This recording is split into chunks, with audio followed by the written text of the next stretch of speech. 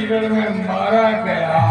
क्या कहते हो मंत्री? मैं सच कहता हूँ महाराज, आपका भाई भी कुंभकर्ण मारा गया।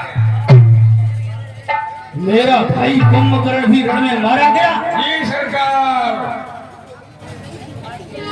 कुंभकर्ण इत्यादि का हुआ ठीक संहार, उससे तो निश्चय घटा धरती का कुछ भार। ऐसा जान पड़ता है अब रणभूमि में मुझे स्वयं जाना चाहिए। एक से बढ़कर एक वीर मैंने रणभूमि में भेजे, परंतु वे सभी उन वनवासियों के हाथ मरते रहे, हारते रहे। कल सुबह संपूर्ण शक्ति के साथ मैं रणभूमि में कूच करूंगा।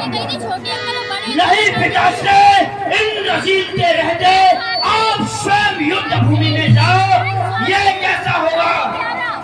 नहीं इंद्रजीत, कल सुबह मैं पूरी शक्ति के साथ उन वनवासियों पर आक्रमण करूंगा। नहीं पिताश्री, मुझे युद्ध भूमि में भेजा जाए।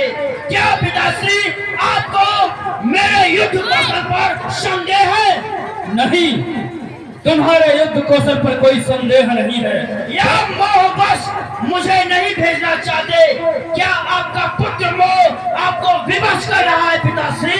नहीं नहीं इंद्रजीत, तुम लंका का भविष्य हो, होने वाले राजा हो, और भविष्य की चिंता करना वर्तमान का धर्म हो जाता है। इसलिए कल सुबह युद्ध भूमि में मैं स्वयं जाऊंगा इंद्रजीत।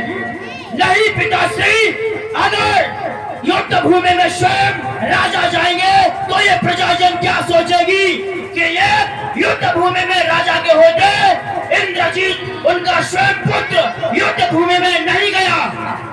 इंद्रजीत, यदि तुम ऐसे विचार रखते हो और युद्ध भूमि में जाने की अभिलाषा है तो इंद्रजीत, तुम कल सुबह निकुंभला का युद्ध कर उन वनवासियों को मृत्यु दंड दो और अपने मुख्य सैनिक उन्हें पहरेदारी पर रखो। इंद्रजीत, किसी प्रकार आपका युद्ध यज्ञ विध्वंस नहीं होना चाहिए।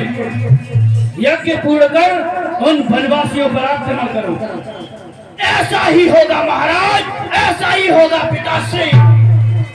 ठीक है इंद्रजीत, जाओ और बड़ी चतुराई से निकुंभला देवी का यज्ञ पूर्ण कर उन वनवासियों को मृत्यु दंड दो, उन वनवासियों को मृत्यु दंड। ऐसा ही होगा पिताश्री, आज्ञा दीजिए, आज्ञा। विजयी हो, चिरंजीव हो इंद्रजीत।